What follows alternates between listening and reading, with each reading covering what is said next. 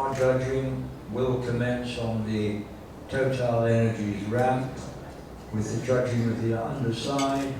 Cars are then driven along in front of the main racecourse grandstands. Concour Delegance is a long-standing annual event, and it brings to full display classic and vintage cars and motorcycles.